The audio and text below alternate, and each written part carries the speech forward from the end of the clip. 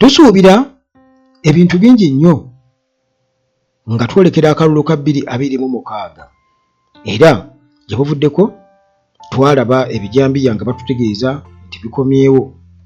Kati nno abantu batandise okubeera nga balaba ebintu ebyenjawulo ebigenda mu maaso era nga obujulizi babuwa newankubadde nga waliwo okwebuzaabuza ku sayidi ya poliisi kubanga bino bibeera bijuluma butereevu naddala bwe kijja kukubeera nti nno baalayira kukuuma bantu na bintu byabwe ate nga essaawa eno munnange nti embeera nga yemugimanyi nti ebijambiya batanzidde okubeera nga batugamba nti Masaka eyo batandika okubeera nga basuula ebibaluwa bikiro kitwala omunaku. Kakati eno e Kampala obukakafu buzze nga batugamba nti bayoola abantu babayoola poliisi yo yennyini nebakwasa amajambiya nga babarikoodinga era nga babagamba boogera ebigambo ebikakasa nti ddala kituufu bebenyigira mu bijambiya. Kati obubaka buno butambudde ku mutimbagano era nga tukitegedde bulungi nnyo nti waliwo okuwamba okusinziira kati ate era n'okukkiriza abantu okubeera nti ebijambiya weebiri nga babakako okubeera nga bakola obujulizi. Eno security alert nange nkanze kimanyi naye wonaagiwulira egenda kukanga naye nga mazima era byonna bituufu. Tetumanyi kibabala, tetumanyi kibapanga, watwawulidde nti ebijambiya bizzeemu ate ebyasibya Segirinya mu kufa kwate tumanyi byawe. Bwe babatuusa ku poliisi babafulumya ne bali bayingiza munda ne bajjayo amajambiya ku poliisi y'e Nakasozi Buddo. Abasirikale bazijjayo amajambiya ne bagakwasa abavubuka bano ne babakuba ebifaananyi. Bwe bamala okukuba ebifaananyi ng'okutta ejjambiya nga bakutanga ogenda. Singa bakukwasa ejjambiya n'ogaana ogikwata bantu bange nga bakuyingiza mu kasenge nga batandika okutulugunya. Nga bwe weewuliriddeko awo tetujja kugamba nti byeboogera byansimattu nga poliisi beegezako kubeera nga etutegeeza kubanga poliisi yo okukola okunoonyereza kwayo bagamba nti bino tebiriiyo. Okusinziira ku poliisi bagamba nti wano waliwo obulimba nti bakoze okunoonyereza wano na wali naye tebannaba kubaako we batuuka. What we have found out is that these two individuals are not known in that area because we have contacted all relevant authorities, local council, and they say they do not know these two people. Neither had they come into contact with this kind of allegations. Hillside View Apartments kyekifo ekitegekeddwa obulungi eri gwe wenna eyandyetaaze okubaako w'opangisa okusula okumala ennaku engere. Ekifo kino kirimu buli kimu oba oyinza okugamba kiri fully furnished. Kirina free wifi, parking nga ziddala ate nga ya bwereere. Apartments zino zizimbiddwa ku mulembe anti munnange bw'ogipangisa obeera ng'ali mu makaago tolina kiweetaaga kwetikka kutwala oyagala kwefumbira buli kimu mwekiri ate nga ne ba caretakers babaawo okuweereza. Security y'amaanyi emisana n'ekiro. Kifo kisirifu ekiyinza okuwa emirembe okuwummuliramu ate nga n'omulirwano gwa buvunaanyizibwa. Hillside View Apartments zisangibwa ku kyalo Janyi ku Kyaki. Gwe munnange ava ku Entebbe Airport ovugirawo eddakiika 25 zokka olubotuuka ekitende Kajjansi n'ovugirawo eddakiika 8 zokka okutuuka ku Hillside View Apartments. Bw'oba ova Kampala ovugirawo eddakiika 25 zokka ate gwe munnange ava e Munyonyo Kinyana Mpindi kubanga eddakiika 10 zokka. Emiwendo gikkirizika ate nga gyakuteesa. Kuba ku 0704 13 19 99 oba 0770 717 98.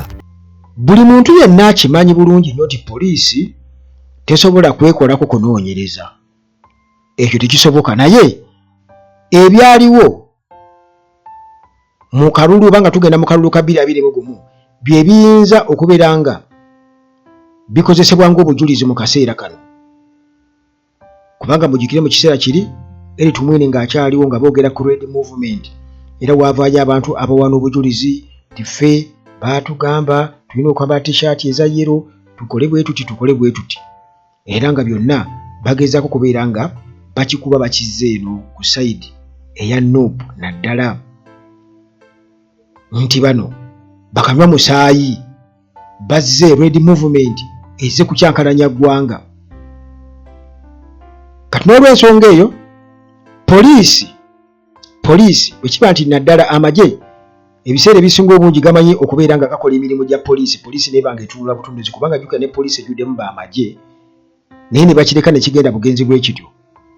Awo munnange naffe tubaamu okubuusabuusa kw'amaanyi newankubadde nga era poliisi eba erina kulabula bulabuzi kwegamba mu kugezaako okuteekawo okutiisatiisa abantu naye ekikulu kya byonna nti ewali omukka tewabula muliro ate bwe twogera ku kuwamba n'okkaka abantu okuwa obujulizi obutaliiyo tetujja gamba tekibangawooko wano mu Uganda nti poliisi tekikolangako. Kati ne bwe bakola okulabula po bajja kukola naye ekituufu kye ki mu nsonga eno. Now, if found that these people were simply looking for fame, now this would be extremely irresponsible and subversive. But we shall not draw conclusions. The allegations shall be investigated and we shall take appropriate action. Ebiseera ebisinga obungi bwe bateekwasa foreign funders nti wabweru waliyo wabweru w'eggwanga nti waliwo abazungu abateeka ssente mu ba opposition okubeera nga bakyankalanya bajja kukikuba nga bakiza mu bisiyaga oba okukiteeka ku likes nti abantu baagala views na likes nti olw'okuba baagala content bwe abantu bakola content ow'obulimba okusobola okufuna views ne likes.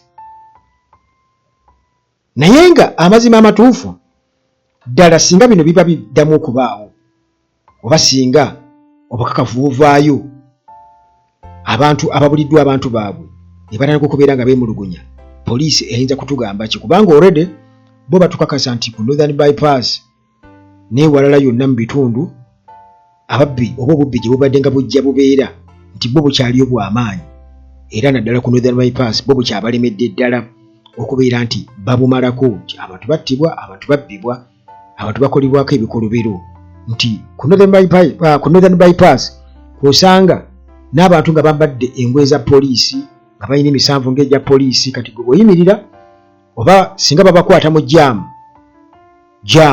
oba nga babasanze emmotoka ziri mu luseregende bagenda babba emu ku emu goyinza okuwooza nti aba traffic balimu oba aba poliisi bali mu kukola ku bantu naye nga bambadde ebyambalo bya poliisi nga n'emisanvu gye balina mu kkubo gya poliisi. Ekyebuuzibwa nti babeera bakolaganye ne baani abo poliisi nga tevangayo kutugamba nti zino uniform baazijja eno era gino emisanvu nagyo gy'eno naye nga bo batukakasa nti obubbi bwe buli ku Northern Bypass n'ebitundu ebirala.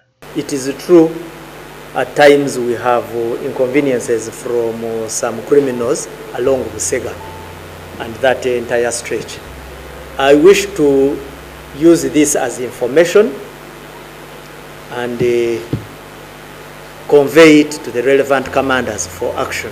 Kale munnange mukwano gwange nga bwe kiri nti munnange sinza kutuula butuuzi nga mpulidde ebintu ebyebulabe ng'ebyo mba nina okubategeeza nti mwebeereremu kubanga munnange essaawa eno we tuli oba mu kaseera kano ke tuli kakazigizigi nti okwegaana kwafuuka okwegaana n'okwagala okulongoosa erinnya oba okwekuumira mu mbeera ey'okubeera nti nno abantu tebagala kubeerako nziro naye ng'ekituufu mukimanyi bulungi nnyo nti emisango mingi nnyo gye basibye ku b'oludda oluvuganya era Seggirinya omugenzi bye bamuviirako n'okubeera nti nno atuuka obulwadde okubeera nti bumuluma ne busajjuka okutuuka ku mbeera eriwo. Waliwo n'olukwe olupangibwa okubeera nti Besigye oba oli awo bamanyi nti oba ayinza okuba nga era omuntu wabeera n'ebirwadde nga pressure n'ebirala nga bakimanyi bulungi nnyo nti bw'abeera mu kkomera gy'ali embeera egenda kubeera nga emubijjira nti banaagenda okubeera nga bamuta bajja kuba nga already abaamutadde edda kalabba era abaamusse edda ebyo tugenda kuba tubiraba. Erias Lukwago nga ayogera na biki ebiriwo kuba waliwo omuntu yabadde agamba nti Besigye teyalabiseeko bye yawandiise buwandiisi ka suicide note.